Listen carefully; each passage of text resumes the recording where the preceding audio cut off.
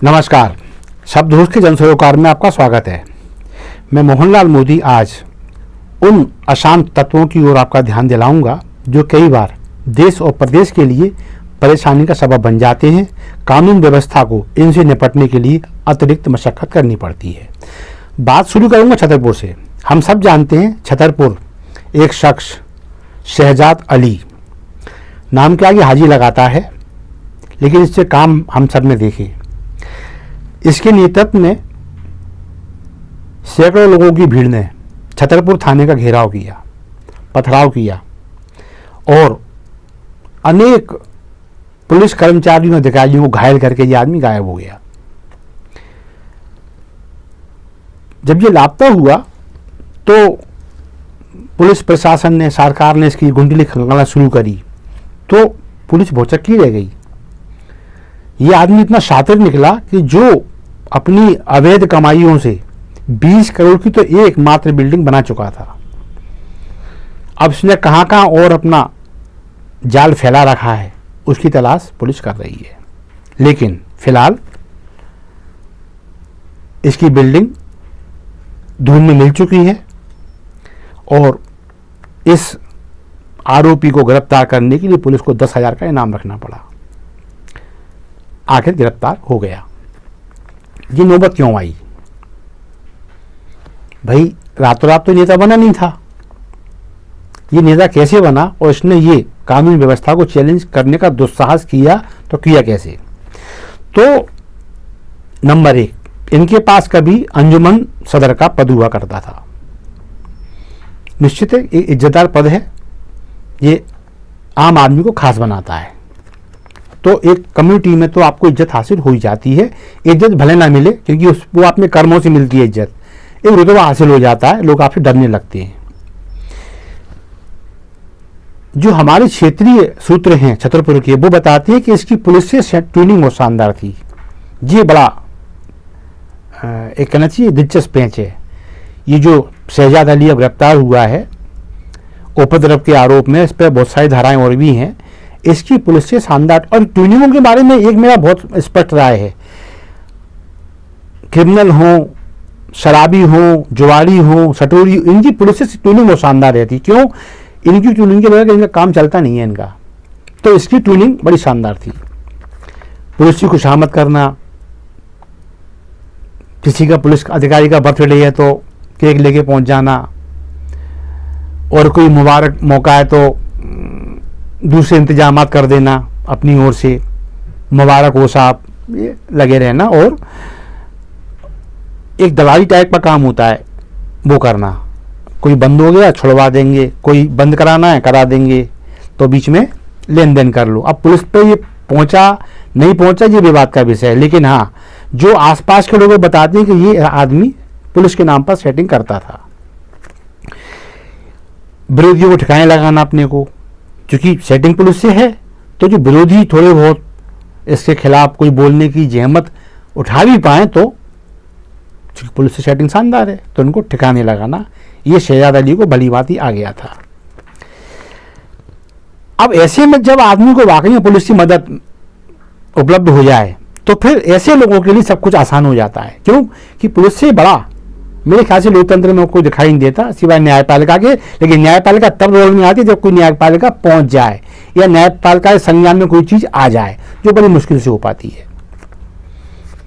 ये चीजें क्रिमिनल्स का हौसला बढ़ाती हैं। सो शहजाद अली का भी बढ़ा, और इसका हौसला इतना बढ़ा कि इसने पुलिस का थाना ही घेर दिया। और पथराव, ऐसा पथराव कि पुलिस कर्मचारी और अधिकारी दोनों घायल हुए और बड़ी संख्या में घायल हुए। इस उपद्रवकर्ताओं की भीड़ का नेतृत्व करता था शहजाद अली। अब सरकार, पुलिस, प्रशासन जब ये चीज़ों को देखते हैं तो फिर उनको अब सतर्क रहने की आवश्यकता होनी चाहिए। छतरपुर ही क्यों, हम तो पूरे मध्य प्रदेश की बात करेंगे। शांति का टापू हमारा मध्य प्रदेश। जब ऐसे एलिमेंट पुलिस के कुछ भ्रष्ट अधिकारियों के इर्द गिर्द मंडराते दिखाई देने लगे तो फिर जो पुलिस के बड़े अफसरान हैं उनको प्रशासनिक अधिकारियों को, स्वयं सरकार को सतर्क होने की आवश्यकता है ऐसे लोगों से, शहजाद अली टाइप के लोग। दरअसल ये जो इस तरह के एलिमेंट्स होते हैं, ये सत्ता की चाशनी के आदी होते हैं। इन्हें सत्ता का संरक्षण चाहिए होता है। अब वो संरक्षण चाहे पुलिस दे, चाहे प्रशासन दे, या फिर सरकार डायरेक्ट देने लगे, तो फिर इनकी दुकान ठीक से चलती रहती है, वरना ये कहीं के नहीं रहते और इनके लिए जीना मुश्किल हो जाता है। अब क्या है कि हम कुछ ऐसे लोगों को लेके चलते हैं जो लंबे समय तक शायद कांग्रेस में रहे, कहीं और रहे, लेकिन जब उनको लगा कि कांग्रेस लगातार 20 साल से सत्ता के बाहर है और बीच में 1.5 साल के लिए आई, तो फिर अपने कुकर्मों से फिर चली गई, फिर सत्ता में भाजपा है, तो ऐसे लोग सत्ता पक्ष में गलियां ढूंढने लगते हैं उसमें घुसने की, और दुर्भाग्य यह है कि कभी कभी गली मिल भी जाती है। अब ऐसे में इस तरह के लोगों को संवैधानिक पद और मिल जाएं सत्ता पक्ष की ओर से, तो फिर कोर्ट में खाज की स्थिति पैदा होती है कि कोर्ट तो वैसे ही खराब होता है और उसमें खुजली पैदा हो जाए, फिर तो बस समझ लीजिए आदमी खुजा खुजा के मर जाता है। ये स्थिति समाज में हो जाती है, उस कम्युनिटी में हो जाती है, जब बैड एलिमेंट्स ऐसी इज्जत पा जाते हैं, संवैधानिक पद पा जाते हैं, तो फिर स्थिति ये बनती है कि इनका एक रुतबा जब हासिल होता है तो उसका ये दुरुपयोग काय में करते हैं, सेवा में नहीं करते। सेवा में क्योंकि जो बैड एलिमेंट होते हैं उनका सेवा, उनका लक्ष्य है ही नहीं है। उनका लक्ष्य है कमाई करना और रुतबा हासिल करना। रुतबा मिल गया है संवैधानिक पद से, अब इनका काम है विरोधियों को ठिकाने लगाना। तो ये उस रुतबे की आड़ में जब पुलिस प्रशासन इनके गलबैया के पात्र बन जाते हैं, तो फिर ये अपने विरोधियों को ठिकाने लगाने लगते हैं और अपराध में इनकी संलग्नता बनी रहती है। जब ये राजनीति में या सत्ता से दूरी होती है, तब अब बिल्कुल प्रत्यक्ष होती है, फिर तो खुल्लम खुल्ला सटोरिया तो सटोरिया, जुआरी तो जुआरी। लेकिन जब ये राजनीति में आते हैं, संवैधानिक पद पर आते हैं, तो प्रत्यक्ष संलग्नता भले ही इनकी खत्म हो जाए, अप्रत्यक्ष इनका लेन देन बना रहता है। ऐसा एक मामला हमने राजगढ़ में हमारे संज्ञान में आया। किसी ने राजगढ़ पुलिस को आरटीआई लगाई, तो निश्चित है कि आरटीआई पुलिस अधीक्षक कार्यालय से प्राप्त होती है, उसका जो जवाब आता है, तो उसमें एक सटोरिया का एक बड़ा खर्रा हमारे सामने आया। सटोरिया ये कभी कांग्रेस में सक्रिय रहा,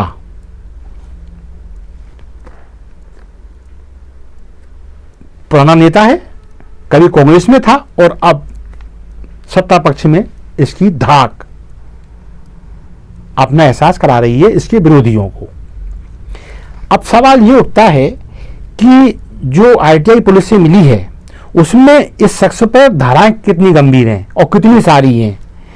294, 323, 34 आईपीसी, 436, 506, 147, 148, 149, 336, 324, 327, 353, 427, MPEB की 136 और सबसे खास धारा 13 जुआ एक्ट पब्लिक गैम्बलिंग के लिए, यानी सार्वजनिक जुआ अथवा सट्टा की गतिविधि। ये हमें जब एक व्यक्ति के खिलाफ मिली और जब ये मालूम चला कि ये आदमी एक संवैधानिक पद पर भी है, अब हम वो जानकारी भी ले रहे हैं कि इन धाराओं का निराकरण किस अवस्था में हुआ। क्या ये धाराएं अदालत द्वारा निराकृत की गई? क्या ये धाराएं पुलिस ने राजनीतिक दबाव में निराकृत करी? जैसे ही इनके बारे में हमें जानकारी मिलेगी, हम इस अगले धारावाहिक में वो चीज भी लेके आएंगे, इनका निराकरण क्या हुआ। और निराकरण जो भी हुआ हो, ये बात तो बहुत एक पत्थर की लकीर है कि इस शख्स पर, जो अब संवैधानिक पद पर है, पूर्व में सटोरिया रह चुका है, अप्रत्यक्ष रूप से आज भी सट्टे की खाईवाली करता है, इस व्यक्ति पे इतनी गंभीर धाराएं। अब बात यह आती है कि जब ऐसे लोग जिन पे ऐसी धाराएं लगती रही हों और वो जब संवैधानिक पदों पर आ जाएं, तो फिर कब तक इनसे शांति की उम्मीद हम कर सकते हैं, सरकार कर सकती है, पुलिस कर सकती है या प्रशासन कर सकता है। क्योंकि हमने देखा है सटोरिये हूँ, जुआरी हूँ, इनकी पुलिस से सेटिंग अच्छी रहती है, मैं पहले ही कह चुका हूँ। इस नेता की भी जिसकी मैं अब बात कर रहा हूँ, जिसकी आईटीआई में इतनी धाराएं, अच्छा धाराओं की एक चीज मैं बताना भूल गया, जितनी धाराएं मैंने आपको गिनाई है जो एक बार नहीं लगी है, इस आदमी पे ये धाराएं, इनमें से कई धाराएं इससे अधिक बार लग चुकी है इस आदमी के ऊपर। ये इतना इज्जतदार आदमी है अपने क्षेत्र का, और ये आज संवैधानिक पद पर है, जो ये बिल्कुल मुतमईन होके कि अब कांग्रेस सत्ता में नहीं आनी है, और इसने सेंध लगा दी सत्ता पक्ष में और संवैधानिक पद लेके बैठ गया।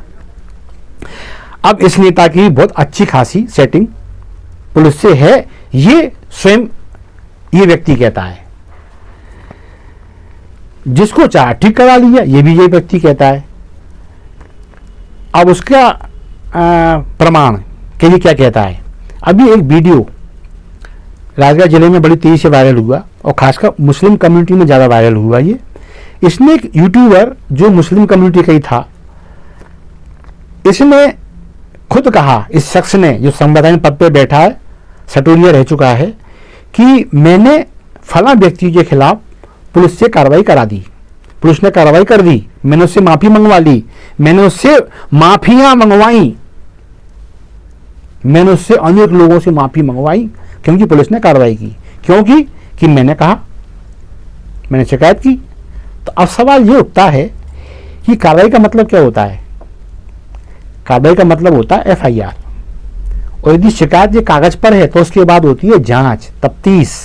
और जब पुलिस को लगता है कि कार्रवाई करना आवश्यक हो गया इस व्यक्ति के खिलाफ, क्योंकि जांच में ऐसा प्रथम दृष्टया लगता है कि हाँ ये व्यक्ति गड़बड़ है, तो एफआईआर होती है, फिर कार्रवाई होती है। लेकिन इस आदमी ने सार्वजनिक रूप से डंक की चोट पर कहा कि मैंने फला व्यक्ति ने मेरे खिलाफ हरकत करी थी, मैंने उसके खिलाफ पुलिस से कार्रवाई करा दी।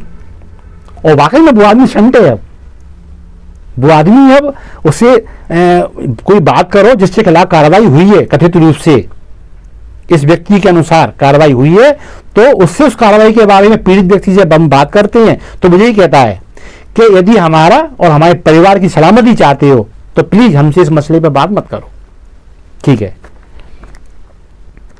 उस मसले को एक और है, एक पत्रकार साहब हैं, उनसे ठन गई है इनकी, उनके खिलाफ भी किन्ने शिकायत लगा दी है पुलिस के पास। अच्छा, थाने से टूनी बहुत शानदार है इनकी। मैंने कहा ना, जिनने सट्टे लगाए हों, पहले सट्टे लगवाए हों और खाई वाली की हो, उनकी सेटिंग बहुत शानदार होती है। तो इनने पत्रकार की शिकायत और लगा दी, 2.5 महीना हो गया है। 2.5 महीने में ना जांच पूरी हुई ना एफआईआर हुई। हाँ, ये पत्रकार जब घर जाते हैं तो बड़ी खबर लग जाती है खटाक से कि पत्रकार घर आया हुआ, खटाक फोन पहुंच जाता है, थाने आ जाओ। काहे के लिए भाई? अच्छा, यही टैक्ट उस यूट्यूबर के खिलाफ अपनाया गया था, थाने आ जाओ। वो वो ISSD में है वो यूट्यूबर के, वो सीधा कहता है कि मेरे पे कृपा करो, मेरे और मेरे परिवार की सलामती के लिए प्लीज मुझसे आप कोई सवाल मत करो।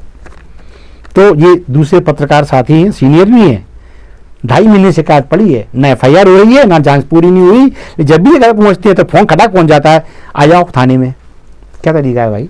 जांच कर ली हो, आपको लगता है प्रथम दृष्टया आदमी दोषी लग रहा है, एफआईआर करो और खटाक से अपनी कार्रवाई पूरी करो, ताकि अगला आदमी जमानत के लिए अपना आवेदन लगा दे और फिर ही उस मामले से।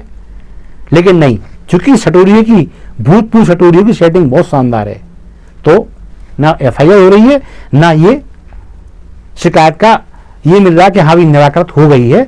अब अगला भी आराम से अपने घर पे, परिवार में अपना ध्यान लगाए। तो दोनों आतंक कहते हैं, वो यूट्यूबर भी और ये पत्रकार साहब भी। एक घर में चुपचाप बैठा है, दूसरा शहर के बाहर है। तो धमक तो है इस आदमी की, पहले सटोरिया और अब नेताजी। अब बात आती है कि ठीक है, दो लोगों से हो गई होगी ना, तो अच्छा दोनों मुस्लिम कम्युनिटी के हैं, इसमें गैर कम्युनिटी का कोई काम ही नहीं है। जिसके खिलाफ इसने आवेदन लगाए हैं और भैया पिल के फेंक दिया इन दोनों को, ये दोनों भी मुस्लिम कम्युनिटी के लोग हैं। अब इसमें कुछ लोग कहते भी हैं कि साहब वो गलत होंगे दोनों। हाँ, हो सकते हैं भाई, आदमी गलतियां तो करते ही है, संभव है दोनों गलत हो। तो अब मैं बात कर रहा हूं कि जो जामा मस्जिद है इनके क्षेत्र के, उनके सदर, बहुत पुख्ता जानकारी है मुझे, इनसे भी इत्तेफाकी है इनकी। अब जामा मस्जिद के सदर से ही तुम सगे ना हो सके तो अब मुसलमानों में क्या रह गया? अब जामा मस्जिद के सदर से इनके संबंधों में भारी तनाव है। इतने तनाव है कि मुझे जानकारी मिली है कि सिर्फ सदर से तनाव के चलते, सदर से ना इत्तेफाकी के चलते ये लंबे समय तक जामा मस्जिद में नमाज तक अदा करने नहीं गए, लंबे समय तक। अब गए कि नहीं गए, गलती सुधारी या नहीं, ये बाद में मालूम पड़ेगा। ये वीडियो आएगा तो ये चीज़ भी सामने आएगी। तो बस मेरा कहने का मतलब ये है कि जब इस तरह के लोग सत्ता पक्ष में सेंध लगाने में कामयाब हो जाते हैं और फिर संवैधानिक पद भी पा लेते हैं, तो फिर इनसे कब तक आप शांति की उम्मीद लगाओगे? जब सब जगह दुश्मनियां फैला रखी हैं, जो आसपास हैं वो भूमाफिया वाले लोग हैं, अवैध प्लॉट बेचने वाले लोग हैं, रेरा की परमिशन के बगैर प्लॉट काटने वाले लोग आसपास हैं, धनाढ़ लोग हैं। तो जो आसपास हैं वो कौन है? जिनके धंधों को संरक्षण मिला हुआ है। तो और ना इत्तेफाकियां बढ़ती चली जा रही हैं। तो फिर आज नहीं तो कल तो बस पुलिस प्रशासन और शासन छतरपुर का दोहराव राजगढ़ जिले की किसी तहसील में ना हो, इसके लिए आवश्यक है समय रहते हम सजग होने का परिचय दें और जिनने इन्हें पद से नवाजा है वो भी एक बार स्टडी करें कि इतनी खराब धाराओं के बाद इतना महत्वपूर्ण पद दे दिया, इस कुतर्क के बाद कि अभी कोर्ट ने थोड़ी उनको दोषी साबित किया है। तो कोर्ट तो शराबी को भी दोषी नहीं कहती, क्योंकि शराब पीना कानून जुर्म तो नहीं है। लेकिन मैं ये समझता हूं, चाहे मुसलमान हो चाहे हिंदू हो, शराब को दुर्गुण तो माना जाता है। और क्या घोषित सामाजिक रूप से घोषित शराबी को आप कोई ऐसा पद दे सकते हैं संवैधानिक पद, वो भी मुस्लिम कम्युनिटी को ध्यान में रखकर उसकी भलाई के लिए, ऐसे आदमी को जिस पे ऐसी धाराएं हों। तो बस आज के लिए इतना ही, फिर किसी मुद्दे के साथ, और यदि कसर पूरी ना हुई तो इस मुद्दे के साथ दोबारा आपके सामने आऊंगा। आपको सबको लगता है कि मेरा कंटेंट जनहित में है, जन सरोकार में, तो इसे लाइक करें, इसे शेयर करें। और शब्द घोष आपका अपना चैनल है, सब्सक्राइब करना ना भूलें। धन्यवाद। जय हिंद, जय भारत।